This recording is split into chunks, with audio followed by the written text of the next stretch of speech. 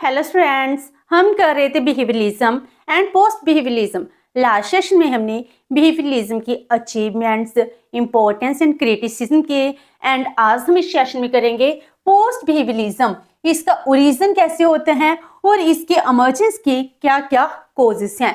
तो जो post behaviourism है, पहले बिहेवियरलिज्म का जन्म होता है जिसको डेविड ईस्टन ने वो सपोर्ट करते हैं। आफ्टर दैट डेविड ईस्टन ही है जो इसको क्रिटिसाइज कर पोस्ट बिहेवियरलिज्म है इसको डेवलप करते हैं। तो हमारे सामने पोस्ट बिहेवियरलिज्म है 1969 में इसकी शुरुआत मानी जाती है। तो पोस्ट बिहेवियरलिज्म को हम स्टडी करते हैं। इसमें पहले करते हैं डेवलपमेंट और the origin of post behaviourism approach. तो इसको प्रपोनेंट करने वाले कौन थे? डेविड ईस्टन ही थे।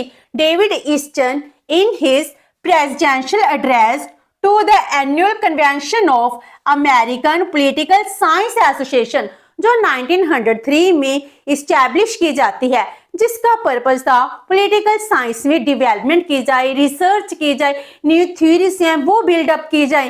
तो इस एसोसिएशन में वो प्रेसिडेंशियल एड्रेस करते हैं, अपनी स्पीच देते हैं इन 1969 में। उसमें जो डिक्लेयर करते हैं that he felt dissatisfied with the political research and teaching, meaning जो 1953 में डेविड ईस्टन ने दी पॉलिटिकल सिस्टम है इसको पब्लिश किया। आफ्टर दैट इसको पॉपुलराइज किया, बिहेवियरलिज्म को ही स्टडी करनी चाहिए। उसके बाद 53 के बाद 69 में वो अपनी स्टेटमेंट दे रहे हैं दैट आई एम डिससेटिस्फाइड। जो भी हमने रिसर्च की है, जो भी टीचिंग की है, इससे हम सेटिस्फाइड नहीं है। Made under the impact of behaviourism, behaviourism को देकर जो भी रिसर्च और टीचिंग हुई है इससे वो क्या है? डिससेटिस्फाइड है। The behavioral approach was trying to convert the study of political science into a discipline based on methodology of natural science। जो बिहेवियरलिज्म था वो क्या कर रहा था? पॉलिटिकल साइंस को natural science, pure science, methodology science बनाने की कोशिश कर रहा था। और इसने जो रियलिटी के एस्पेक्ट्स हैं उनको कभी कंसीडर ही नहीं किया। जो पॉलिटिक्स है एथिक्स के बिना कंप्लीट नहीं हो सकती है। पॉलिटिकल साइंस में इंटरेस्ट तभी होगा अगर वो हमारी प्रॉब्लम्स का सॉल्यूशन फाइंड आउट करे। लेकिन जो बिहेवियरलिज्म थी ये कहती थी थ्योरी बिल्डिंग ही सबसे प्राइम है। थ्योरी किसके लिए होती है? Only for the knowledge, not for the solving the political problems. तो इससे आम लोगों का इंटरेस्ट है, इवन कि जो जंगल रिसर्चर थे उनका भी बिहेवियरलिज्म से इंटरेस्ट खत्म होता जा रहा था। इसीलिए डेविड ईस्टन है वो खुद ही इसको डिस्कार्ड कर देते हैं।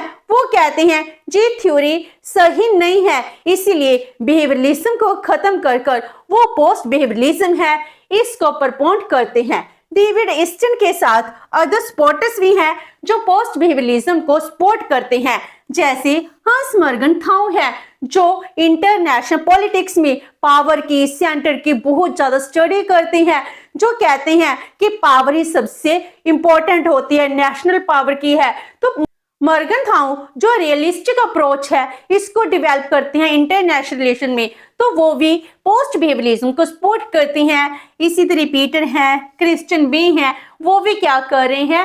पोस्ट बिहेवियरलिज्म को सपोर्ट करते हैं, जैसे डेविड ईस्टन है वो सपोर्ट करते हैं। तो जो हम पोस्ट बिहेवियरलिज्म की बात कर रहे हैं तो जी है क्या? What is the post behaviouralism? तो it is a new approach with the new focus in view for the study of political science. तो ये एक नई अप्रोच है। कुछ कहते हैं कि ये traditional approach and behaviourism approach in दोनों को मिलाकर बनाई गई है। अगर इन दोनों का मिक्स है तो फिर भी ये एक नई अप्रोच है जिसका नया फोकस है इन व्यू, उसका देखने का नजरिया चेंज हो गया। जो भी पॉलिटिकल साइंस की हमने स्टडी करनी है, पहले जो वैल्यू फ्री की बात कर रहे थे, लेकिन पोस्ट बिहेवियरलिज्म में जो कहते हैं वैल्यू फ्री तो पॉसिबल ही नहीं है। तो हम इसको और क्या कहते हैं? Protest movement against the behaviourism, क्योंकि जो बिहेवियरलिज्म के रिजल्ट्स थे उनसे डेविड ईस्टन है जो अदर ऑथर हैं वो सभी क्या थे? डिससेटिस्फाइड थे। इसीलिए क्या थी? जो प्रोटेस्ट मूवमेंट थी अगेंस्ट द बिहेवियरलिज्म। और इसको रिफॉर्म मूवमेंट भी कहा जा सकता है, क्योंकि जो बिहेवियरलिज्म की कमियां थी उसको खत्म करना ही पोस्ट बिहेवियरलिज्म का ऑब्जेक्टिव बन गया था। तो जैसे बिहेवियरलिज्म में वैल्यू फ्री स्टडी कर रहे थे, तो पोस्ट बिहेवियरलिज्म में डेविड ईस्टन खुद मानते हैं कि वैल्यू फ्री स्टडी पॉसिबल नहीं है। So it oppose the value free study कि पॉलिटिक्स एंड एथिक्स है, हम इन दोनों को सेपरेट नहीं कर सकते हैं।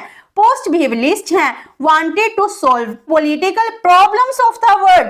जैसे जो बिहेवियरलिस्ट थ्योरी थी वो थ्योरी बिल्डिंग पर बिलीव करती थी जो सिर्फ नॉलेज के लिए है, लेकिन जी किस पर बिलीव करती है, कहते जो वर्ल्ड की प्रैक्टिकल प्रॉब्लम्स चल रही हैं हमको उसका सॉल्यूशन करना चाहिए। जो भी पॉलिटिकल सोशल प्रॉब्लम्स हैं जब तक हम इनका सॉल्यूशन नहीं फाइंड आउट करेंगे तब तक पॉलिटिकल साइंस में किसी का इंटरेस्ट नहीं बनेगा, पॉलिटिकल साइंस को हम डेवलप नहीं कर सकते हैं। जैसे वियतनाम वॉर चल रही थी जो 1955 से लेकर 75 तक चलती है, तो इसमें जब पॉलिटिकल साइंस पॉलिटिकल प्रॉब्लम्स का सॉल्यूशन नहीं फाइंड आउट कर पा रही थी, इसीलिए पोस्ट बिहेवियरलिज्म की जरूरत होती है। और सेकेंड वर्ल्ड वॉर के बाद कोल्ड वॉर का पीरियड स्टार्ट हो जाता है जिसमें पूरा वर्ल्ड है ब्लॉक्स में डिवाइड हो जाता है। उसके बाद आर्मामेंट रेस है वो इंक्रीज हो जाती है, न्यूक्लियर पावर का थ्रेट है वो इंक्रीज हो जाता है।